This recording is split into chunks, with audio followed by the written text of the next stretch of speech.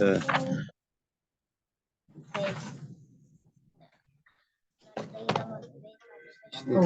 Then Bezim and Can you stop a second while he's texting? Put it on pause. Yeah, Who's he texting? Naftali. So we're holding at the Mishnah. Nun Bezim and Bez. That's 52b. So the Mishnah says like this. 52b. Yeah. Hamakadish bechelkai ben kadshe kadashim ben kadshim kalim ein makadeshes kayin. That tries to marry a woman with the money that he has, but it's not really money. It's his portion of the carbon that he was given because he's a kayan. The portion that was given because of a kachim carbon, or the portion that he was given as a kachim kalim, and he gives it to a woman. He says, with this portion, with this food, you're going to be betrothed to me. Ein mekadesh, that doesn't work. It's not really his to be able to do that.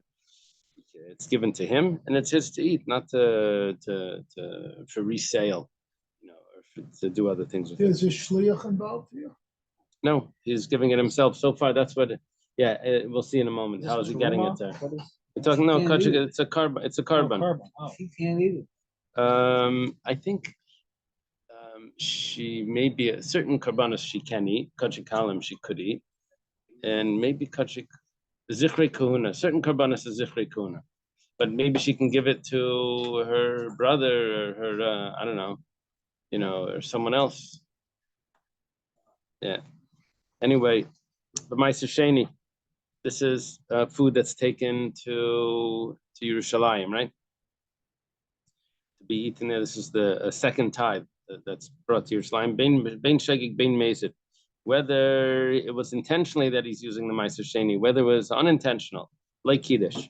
Reb Meir says it doesn't make a difference. Reb Meir holds Meiser Sheni is considered Mammon Gavaya, belongs to Hashem. It's given to him to eat, and it's not given to him to do other things with it. It's not really his. Similar to you go to a wedding or you go to a party, the food that you have there is not really yours. It's not like you can do things with it and say, look, you gave me a thing, let me go resell it. You can't, you're giving it to eat, not to for resale or something. So that's what it's like, the Meiser Sheni. Div Reb Meir, that's what Reb Meir says. Reb Yehuda Eimer, b'shoigeg like Kiddush. Reb Yehuda says, if it's b'shoigeg, if it's unintentional, then he did not marry her. And if it's b'mezid, then he did marry her. B'mezid, he married, then b'shoigeg would be by accident, unintentional. B'mezid is intentional. He knows what he's doing. Now, the explanation is we're going to see. Actually, let's wait. Let's leave it alone. The Gemara is going to get into it. Okay, now we're up to behektish. Hektish, shogig means unintentional. Mezid means intentional. Hektish, if it's consecrated items, then it's exactly the opposite. The mezid kiddush b'shogig like kiddush to Reb Meir. Reb Meir says that the mezid, she is married, b'shogig she's not married. That's the opposite of what he said by Meiser Sheni. Actually, by Meiser Sheni, he said neither was. But Rabbi Yehuda, it's exactly the opposite. Rabbi Yehuda, b'shogig kiddush b'mezid like kiddush. If it's intentional, she's not married. Unintentional, she is married. Okay, we'll see in the Gemara the explanation. The Gemara starts off with name masnisin like Rabbi Yossi Glili. It apparently our mission doesn't fit with Rabbi Yossi Glili because Rabbi Yossi Glili is talking about something else. But he says the Tanya was started in a brayso mal mal b'Hashem, talking about someone that denies, he swears falsely, and it's a trespass to God. The rabbis kachim kalim shem emayne. Even if if what he swore about was kachim kalim, he also has to bring the asham that you bring when someone swears falsely. He has to bring the asham of shvus abikadan. Even if he was he denies, he swore falsely about kachim kalim, that's considered someone's money. Kachim kalim is lesser holiness. There's two levels of holiness. There's very holy and lesser holy. So kachim kalim is the lesser one. Why? Because it's considered like his money. It's supposed to be. In other words, he denied something that he actually owns. Now, if he actually owns it, then he should have been able to marry a woman with it. Right. And since the Mishnah says that he can't marry a woman with it, that means the Mishnah, according to Mishnah, he doesn't own it. So our Mishnah doesn't fit with Rabbi Yossi Glili, who says that he does own it. The Gemara says, "Afil tim Rabbi Yosei Glili." You can say that it is Rabbi Yosei Glili. Kikam Rabbi Yosei Glili mechayim. Rabbi Yosei Glili says that he owns it while it's alive, before he slaughters the sacrifice. But once it's slaughtered, then he doesn't own it. Then it's like he's eating at the table of Hashem when the Kohen eats it, even though he's allowed to eat it, but it's not like it's his to do other things with it. My timer, what's the reason? He's just taking it from the high table, which means Hashem's table. I'll prove it to you. Because the Mishnah says, if someone that uses his portion, and here the emphasis, chelkai, it's his portion, it's not alive anymore. The animal was shechted already. Then, ben kachi kachi, ben kachi kalam, like Kiddush, mamina, it's not considered a good marriage because it wasn't his. Tana Rabbana was taught in a brisa, a little respite from the difficult things over here, little story. But don't get your hopes up. Okay. Coming. It says, after Reb Meir passed away, Rabbi Yehuda says to his students, Rabbi Yehuda is a friend of Reb Meir. Remember the 5 students of Rabbi Akiva? Reb Meir, Rabbi Yehuda, Rabbi Yossi, Blazer ben Shmuel, and Reb Shimon. Miyayish. Remember that? Meir, Mem Yud Yud Aleph Shin. They all went to the Pardes? Is that the story? No, the ones who went to the Pardes for others. But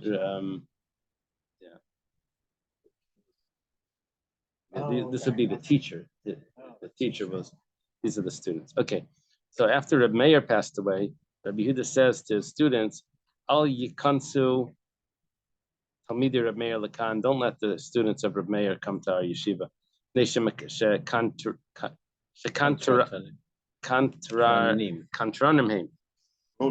They're, what are they? Provokers. Yeah, provokers. They're not coming to study, they're just coming to upschlag me, to prove me wrong. In English, it's contrarian. Yeah, actually, that's right, contrarian. See, you're very contrarian. Good. I said one thing. It's the same, similar. It's almost the same word. Quite contrary. It's not in there. It's in my mind. Okay, so what does counsel say here?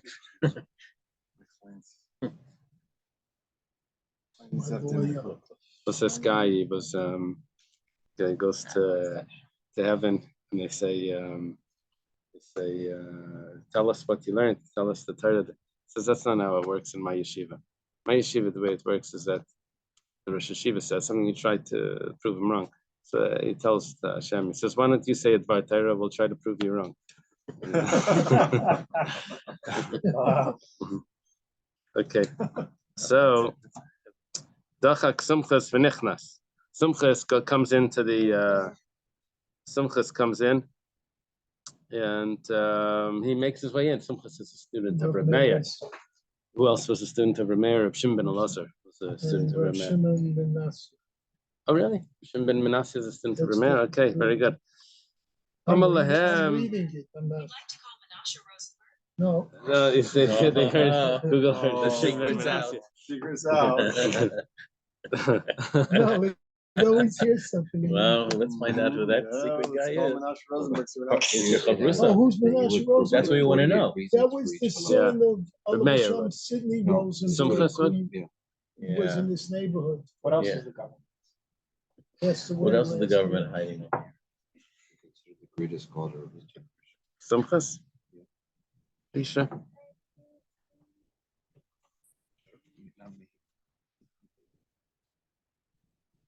He's like the Moshe Drone of his generation. Maybe that's why his name is Sumchas, because everyone was Sumach. He was considered the greatest scholar of his generation, even with the Tanaim, Rabbi Yossi, and Rabbi Elazar ben Yaakov, who were colleagues of Reb Meir. All right. I'm not sure where that's from. Dochak Sumchas V'nichnas. Sumchas makes his way in. Amalahem Kachshan Ali Reb Meir. Reb Meir taught me. Mekadosh Bechelka. Someone marries a woman with his portion, right? He's a kohen. He has a portion of the karbanos. Then kachi kachim, min kachim kalim, like Kiddush. She's not married.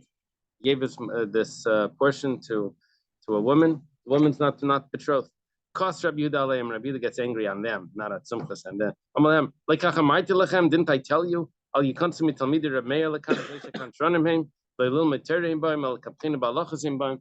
Why? How come you let them in? I told you, don't. These people, they're contrarians. They didn't come to study Torah. They just came to upslug me. Do you say that in Upslug. Upslug in his English. The Chiyisha, and Rabbi Yehuda continues. The Chiyisha Bazar Minayin. How'd the woman get into the courtyard anyway?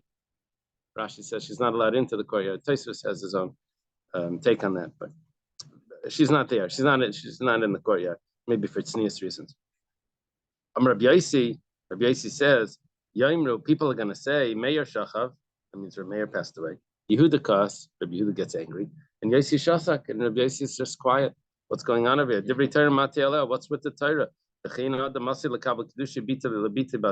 What about if the father's a Kayan, and he's in the Azara, and someone offers him to marry his daughter? Someone offers him a coin, or not a coin, offers him a piece of the carbon. I'll give this to you and to marry your daughter. That's possible. And a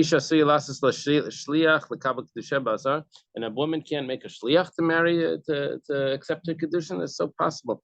And even if all of this is not happening, but let's say she pushed herself in and someone marries her over there, what's going to be the halach? It was common for someone to betroth someone in the. It probably wasn't common, but Reb Meir taught the halacha that she's not married. There was the Ezra's Nashim, right? Right. This is a what if. What if the woman or what if? Yeah. Okay. Anyway, we'll take a look what happens now. Tanya was taught in a brayso. Rabbi Daimer Mekudeshes. Rabbi Yehuda actually holds that she's married. It's funny. Rabbi Yehuda that just made this whole big deal about Sumchas' question that it's not even possible. So he says that she's actually married, if this would happen. Rabbi Yossi says she's not married. Rabbi Yochanan, they both learn it. Rabbi Yochanan, who's later than them, he says that they both learned it from the same pasuk. Pasuk says, and this should be for you from the Holy of Holies, from the fire.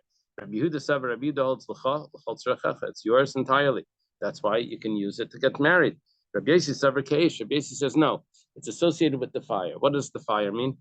The altar. Just like the altar, the only thing the altar does with it is not marry someone. The altar just eats it, consumes it. I should use the word. Consumes it.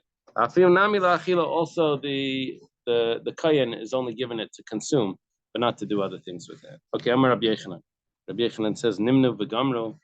I know there's a machlekes over here, but after that machlekes, everyone got together and they decided I'm a kaddish bechelkai bein kadshe kadshim bein kadshem kalam like kiddush.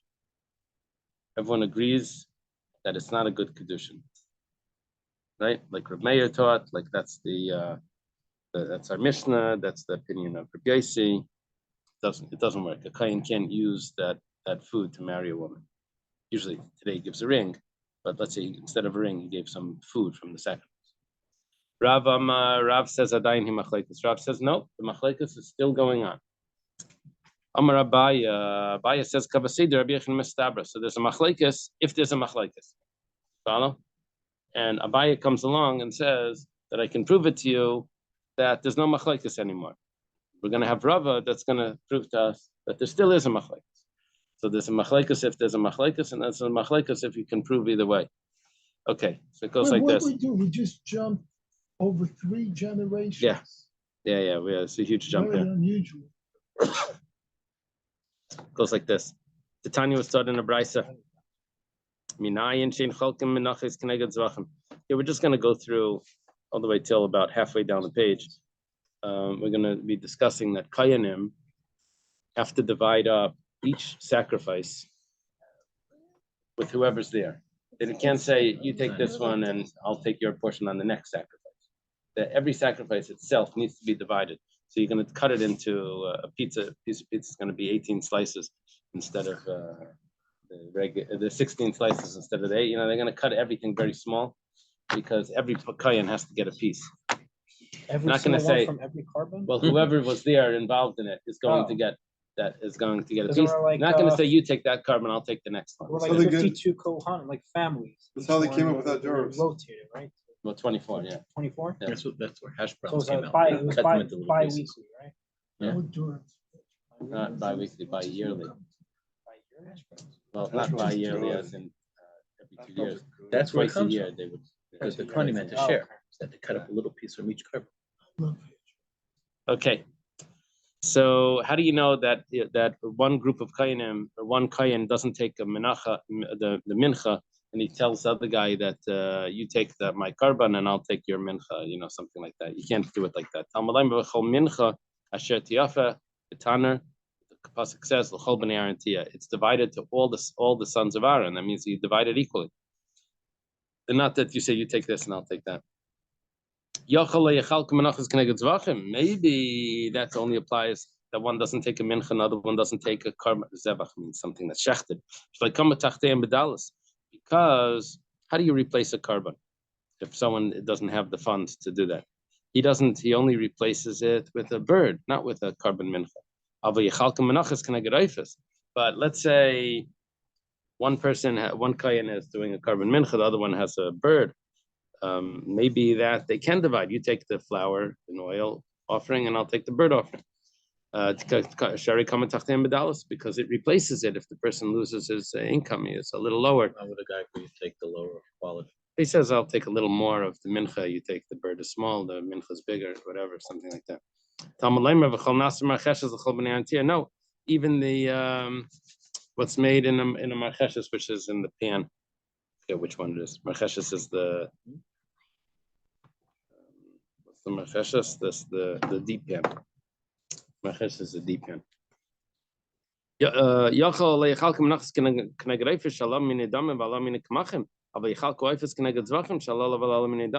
Maybe you don't exchange a flower offering for a bird offering because one is a flower and one has to do with blood. The other, but how about blood and blood?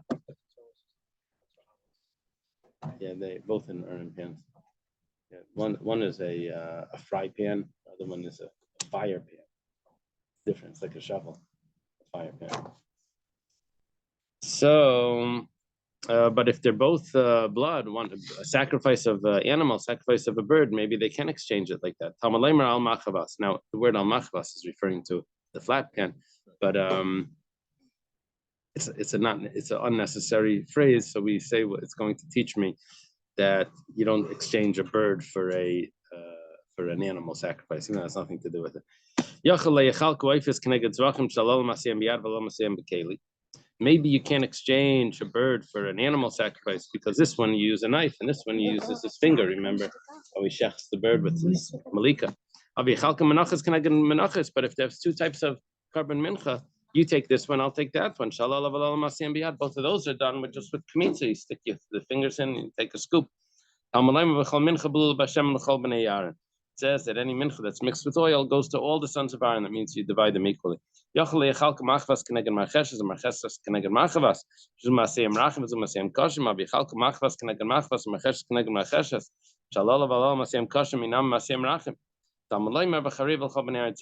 maybe I can't take a loose batter for a thick batter, because the deeper pan, the oil is not going to evaporate. It's going to be more soft. But a flat pan is going to get more crispy because the oil is going to evaporate. There's more surface area. So maybe you can't exchange the loose one for the thicker one, but you can exchange two the same type that I can exchange. You take this karban machavas and I'll take that machavas. You don't have to divide them each in half like that. So it says no. The dry goes to the dry mincha goes to all the sons of Aaron. Maybe kachi kalim they also divide. They also they maybe kachi kachim they don't divide like that. They don't exchange, but kachi kalim they can divide. Man like his brother. The same way they can't divide kachim, they can't divide kachim kalim, and we're going to see what we're going to get from this in a moment. But the continues, it says ish chaylak afilu balmum. That means that a kohen that has a blemish is also allowed to take part in the eating. He doesn't do the service, but he's allowed to eat. And but a child doesn't take part in the eating, even if he's perfect, right? Even if he doesn't have a mum, So a balmum, that's an adult, is allowed to eat the carbon together with the kayanim. A child is not allowed. Whatever the case is, what we learned over here was,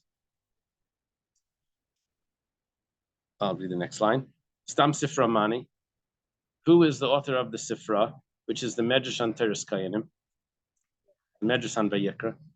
It's called the Sifra, the book, right? HaSefer in Aramaic is Rabbi Yehuda. Yeah. Rabbi Yehuda, it's Rabbi Yehuda. Who's Rabbi Yehuda? Rabbi Yehuda Rabbi Loi. He's the student of Rabbi Akiva, one of the five. You want to remember this? It goes like this: Stam Sifra, Rabbi Yehuda. That's how you remember that. Stam Sifri, Rashbi. Or if you don't like that, Stam Sifri, Shimi. So the column is Stam Mishnah is Reb Meir, and Stam Tesefta is Reb Nechemia. And what else is there? I don't know. But the Sifra and Sifri is Stam Sifra is Rabbi Yehuda, Stam Sifri is the Rashbi. So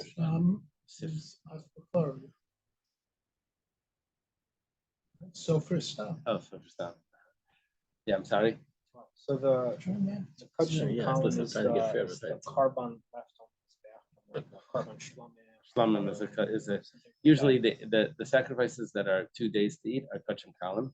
Sacrifices that are 1 day to eat are kachi kachim. And that's different from truma altogether. Yeah, truma is grain. donated, right? Truma is grain. Here we're talking about, let's say, a carbon oila is kachi kachim. Carbon chatas is kachi kachim. But a shlamim would be kachim kalim. And then, like, Then there's if you're exceptions a to it. Yisrael or whatever, portion you would set aside grain, and that would be truma. When Yisrael sets aside grain, that's true, man. Now we're talking about the Kayan's portion that he gets from these karbanas. What ownership does he have of it? So what it appears to us is that he doesn't have any ownership of it because he has to just divide it the way the Torah prescribes. He can't even tell the guy that you take this portion and I'll take. Can't tell the other another Kayan, you take my portion and I'll take your portion. You know, he doesn't even have that ability, which means that he has no ownership of it. So who's the Sifra that says this, that he doesn't have any ownership? It's Rabbi Yehuda, Rabbi Yudi. Who comment less than Chalukah Klal, and he's the one that's saying that he can't divide it, just exchange it any way he wants, only the way that it's prescribed that every Kayan takes a small piece of it. So Shema Mina, we see from this that Rabbi Yehuda must agree to Reb Meir that if he tried to marry a woman with this, it won't work. Amar Rava.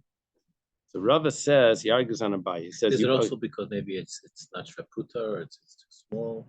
He doesn't say that. It says that he doesn't own it. Rava says, okay, you brought a raya that according to Rabbi Yochanan, that there's no machlekes anymore between Rabbi Yehuda and Rabbi Meir because Rabbi Yehuda agrees to Rabbi Meir. But I can tell you that I have a raya to Rav, that they're still arguing. Why? Rav Milaitanya, we don't have a raya to Rav in a Brisa Vatanya, but it says in the Brisa, Tznuah Maishchem Yedayim, Bargard Guranim Chalkim. This is talking about the Lechem Apanim, the showbread. Before Shimon HaTzadik, before the days of Shimon, the high priest. So the bread, you would get a little bit of this bread, it would fill you up. You'd feel full afterwards. Just even a small, tiny piece. After that, what was it?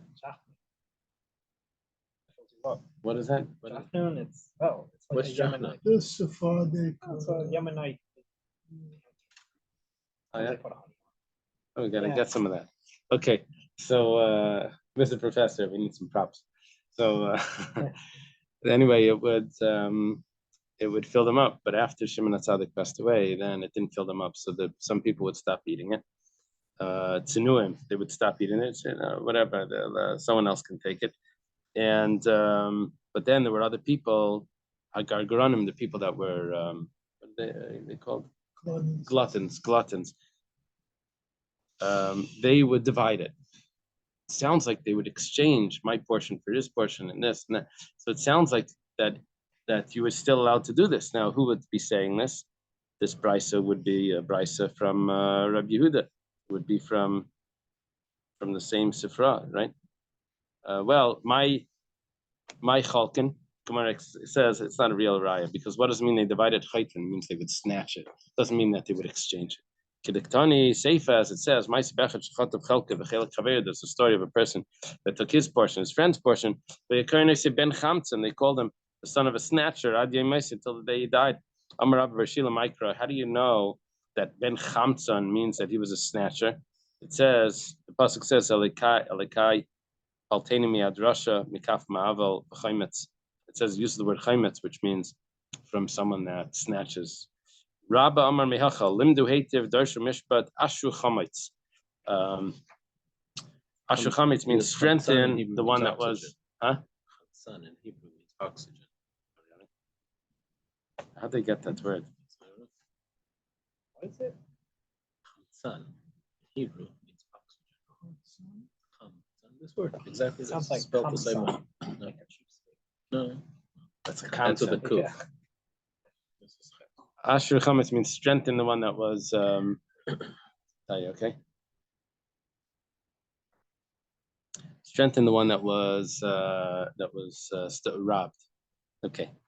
Now we go to the discussion of Meiser Sheni. So it's like this: Meiser Sheni, bein b'sheg bein b'mezid, like Kiddush.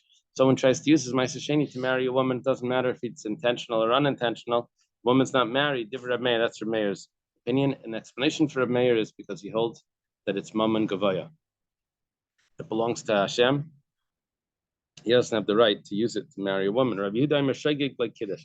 Rabbi Yehuda says if it was b'shegig, if it was unintentional, then she's not married. If it's b'mezid, then it's Kiddush. If he used it b'mezid, then she is married. How do we know that Reb Meir? How does Reb Meir know that Meiser Sheni belongs to Hashem? Amar Ravacha Breder Rava Mishmei de Gemara. Ravacha, the son of Rava, says in the name of the tradition. Everyone knows this. That's what basically he's saying. It says, "V'chol ma'asaretz mizaretz miprietz la'Hashem hu kodesh la'Hashem." All of the tithe of the grain of the earth from the fruits of the land, the fruits of the tree, is for God. It's kodesh for Hashem. La'Hashem hu b'lei l'kadosh b'isha. It's for Hashem. It's not to marry a woman with. It belongs to Hashem. You go, you do whatever Hashem tells you to do, which means to eat it. What about Chumas Meiser? When the Levi gets his Meiser and he separates another tithe to give to the Kohen, over there it also says Chumas Hashem, Utanana Makadish B'Truma Mekudeshes. And we have a Mishnah that says if someone uses Truma, marries a woman with Truma, she is married. So you see that Hashem doesn't mean that you can't use it for marriage. So the Gemara answers like Sibbelah Hashem. It doesn't say for Hashem. What about challah? Challah, when you separate the dough from to give to the Kohen. Over there it says Lashem, and it says that if you use the truma over there means challah as well. She is married, so that means that Hashem doesn't tell me that you can't use it for a marriage. So it's the same with challah and truma. It says Yeah, la. both of them. No, well, truma it says Hashem, by challah it says La Hashem, but by both of them, if they give it to a woman, she's married. So over there it says like Sibbe Kodesh. By Challah it doesn't say Kodesh. So it's Kodesh Lashem. That's what makes it that you can't use it for marriage. By Shvius it says Kodesh. And so if someone uses the fruits of Shemitah, remember he takes it from Hefker. He can use it, and he can marry a woman. So over there it says like Sibbe Lashem. You only say you have the word Kodesh. It says Rei Truma Tiksiv Kodesh Yisrael Hashem Reishis Tavase. Over there, the prophet compares the Jewish people to Truma. It says that the Jewish people are holy to God, like Truma is the first of the grain. The Jewish people are the first; they're holy to Hashem, just like Truma. So you see, and it says Kodesh LaHashem. So the Gemara says Utanana Makadosh B'Truma Kadeshes, and nevertheless you can use Truma to marry a woman, even though it says Kodesh LaHashem. The Gemara says no, it would be Yisrael Ksiv. But it's talking the Nimshal, the Jewish people, the parable, not the parable, the moral, what it's actually talking about is the Jewish people. Jewish people are holy for Hashem. The Truma is not actually. Gemara says 1 second, but isn't that automatic? That if you have a comparison, you have the comparison between Yisrael and Truma, and you say Yisrael is holy to Hashem, just like Truma. It means that Truma is holy to Hashem also. Well, Tirgama Ravin Saba Kamei the Rav. So Rav and Saba explain this in front of Rav. He says, Amar Krahu Bava. When it says by Meiser, it says Kodesh LaHashem Hu. It is Kodesh to Hashem. That Hu is really the word that makes it that it belongs to Hashem and doesn't belong to the people. Okay. It doesn't belong to them to be able to use it to marry a woman. That would be the explanation. Well, it only explains half of the story. It explains the story for Reb Meir. It doesn't really explain everything for Reb Yehuda, because according to Reb Yehuda, he said that b'shoigig is like kiddush, b'mezid is kiddush. I understand the mezid, but I don't understand the shoigig. The mezid, he says, if you use it on purpose, the Meiser Sheni, it's yours. You gave it to a woman, so good. You gave it to the woman, so it's yours. Why b'shoigig is it not a good marriage? Why does that switch? Well, let's take a look. Next Gemara will explain that. But first we jump to the next case. It says behektish, b'mezid kiddush, b'shoigig like kiddush. When it's something that's consecrated, Reb Meir's opinion is that b'mezid the woman's married, mezid intentionally, but b'shoigig it's not. Now, Reb Meir, that's what Reb Meir's view is. Reb Yehuda b'shoigig kiddush, b'mezid like kiddush. Reb Yehuda says the opposite. He says b'shoigig it is, she is married, and b'mezid she's not. Amar Rabbi Yaakov. Rabbi Yaakov says shamet minei de Rabbi Yochanan tarti. I heard two halachas from Rabbi Yochanan, and I heard two explanations from Rabbi Yochanan. I heard from Rabbi Yochanan the following. You know what's going to happen. He's going to say, but I can't remember which one is which. So he does this in another Gemara as well. And Rabbi Yirmiyah steps in. We had it in Sukkah. Rabbi Yirmiyah steps in and said, why doesn't he remember which one? I could figure this out on my own. And then we're going to say, it's not so simple. Well, what are the two things I heard from Rabbi Yochanan? Shiggas Meiser de Rabbi Yehuda. Says, I don't understand Shiggas Meiser. If he unintentionally uses Meiser, according to Rabbi Yehuda says that she's not married. Why is she not married? Rabbi Yehuda holds the Meiser Sheni belongs to the person that brought it to Yerushalayim. He could do with it whatever he wants. Why can't he get married if it's unintentional? Shigas Hektish to Reb Meir, and I also don't understand Shigas Hektish according to Reb Meir. Reb Meir holds that that when you take Hektish, you actually remove it from its consecrated state. And so therefore it should be considered the person's. I mean, he has a debt, now he has to pay Hektish, but it's removed from its holiness, and he should be able to marry a woman. Why, if he does it by mistake, doesn't it work? But Rabbi Yaakov says the explanation is like this. One of them, the explanation is because the woman doesn't want it to happen, and therefore it's considered Kiddushin Daf. The woman says, if I would have realized what this was, I never would have agreed to use this money for the Kiddushin. One of them, it's not just the woman that doesn't want it, but he also doesn't want it. It's a shaygig, remember. So it's unintentional. So you have to work it out. When he consecrates this, he's thinking ahead of time that it's going to be used for. No, he consecrates it for the base of Mikdash. Right. And then he sees a woman and he decides he wants to marry. He says, "Oh, this is for you." And then afterwards he realized, because usually when they consecrate it, they store it in a certain place that doesn't. Yeah. So I don't know. He was supposed to have done that. Well, he was supposed to have done that, but meanwhile it was left out and he used it.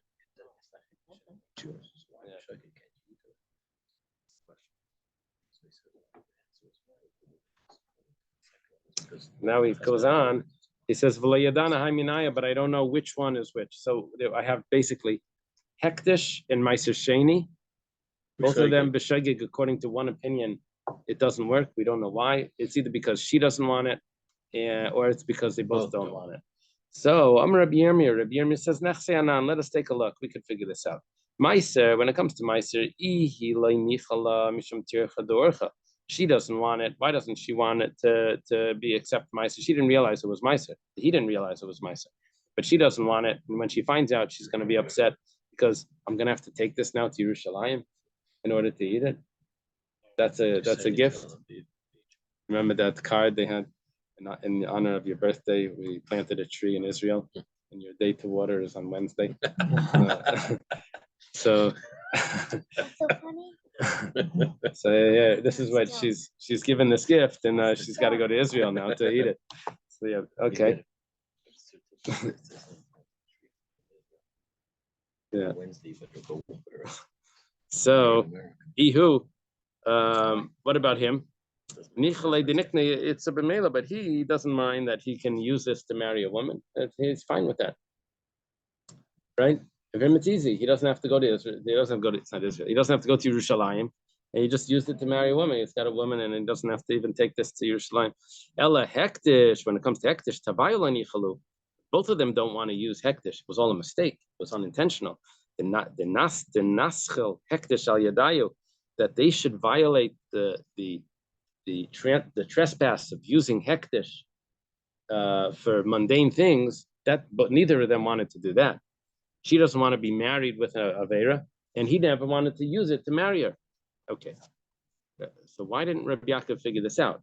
Rabbi Yaakov says, but the opposite is logical.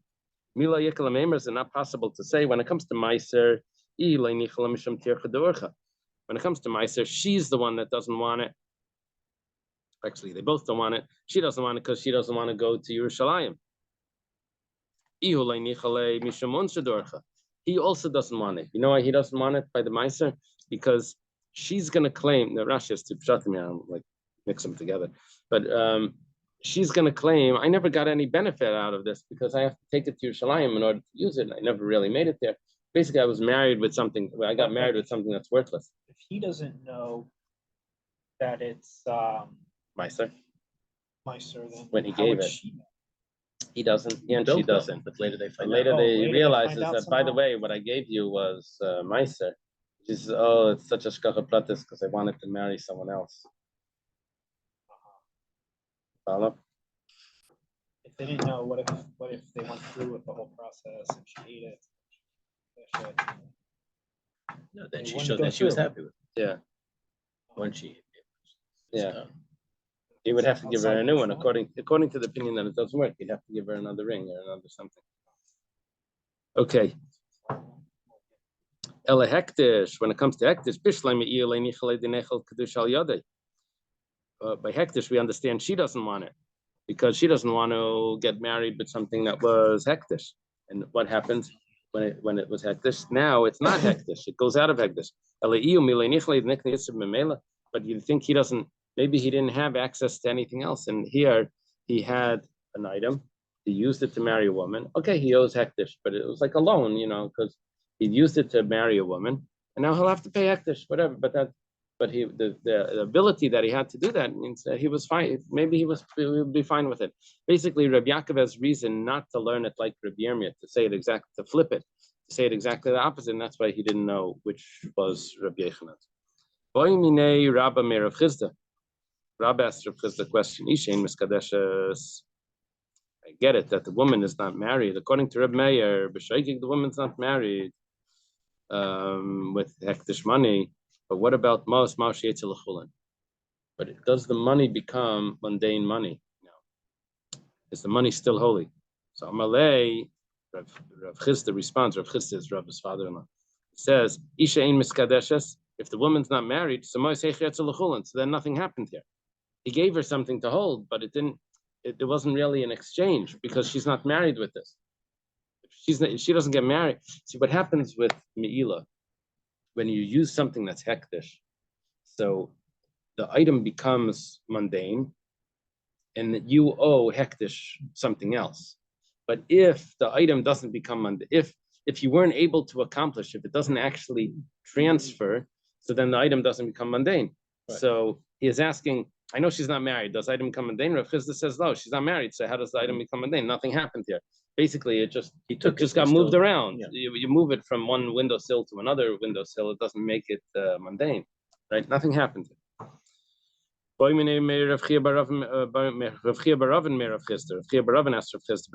Let's say he used it as to buy something, not to marry a woman. He doesn't acquire it even if it's sold. Now, this is an interesting point. What this means is that the only way Me'ila would really work, according to this opinion, according to Reb Meir, according to this opinion, is if he actually eats it. Then you had enjoyment from something that was hektish. But if you try to use it as a transfer, some sort of sale and some transaction, then it's really in its original ownership, just like land, like doesn't get stolen or something. So this doesn't get transferred just because you tried to transfer it. It's still hektish. Okay. Only way you'd actually violate Meila would be if you ate it. Then that's real or not. The Gemara has a question. Okay, there's a discussion over here regarding if a gizbar, a person that's in charge of hektish, if he gives money to a banker to hold for him. Now, it's hektish money. So if he gives it to the banker and it's wrapped up, and then the banker goes and he uses that money uses that money. So then the banker violated Mila because he gave it wrapped up. Then you weren't supposed to take it. You weren't supposed to open it up and use it. But if you gave it to him opened, give it to the banker to hold, then the banker is allowed to exchange money that's given to him open because banker's always changing money. This, you need this, that. That's not like he's using the money. He's getting other coins in exchange, bigger coins, smaller coins, whatever the guy needs. He's exchanging money. So who would violate the Me'ila then if it was money from hektish and was given to?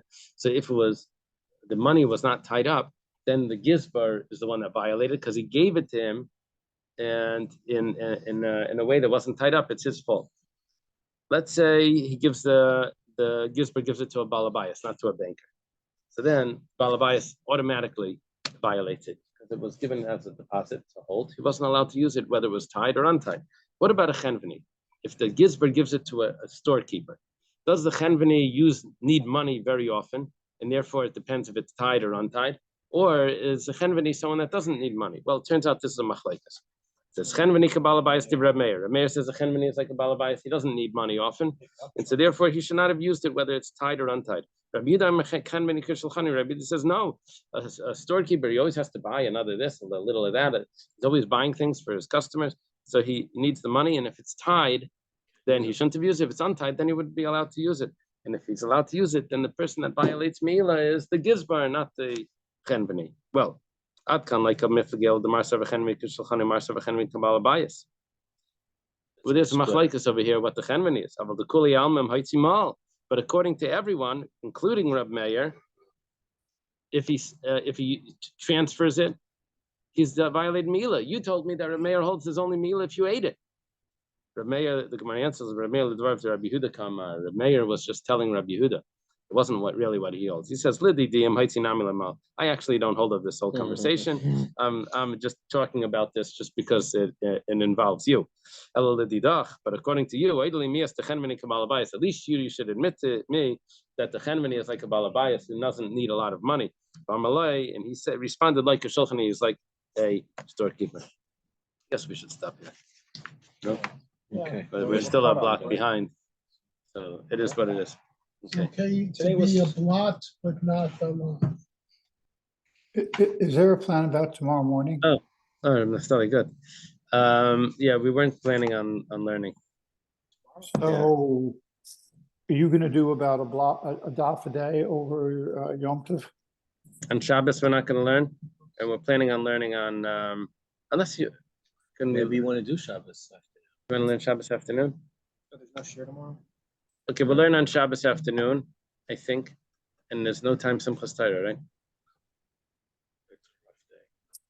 For those who participate.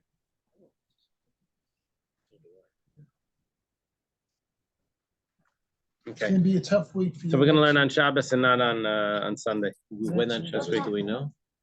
We'll learn on Shabbos before Mincha, or Shabbos or Shmini Atzeres in the morning. No, there's Hakaf of Shmini Atzeres by night.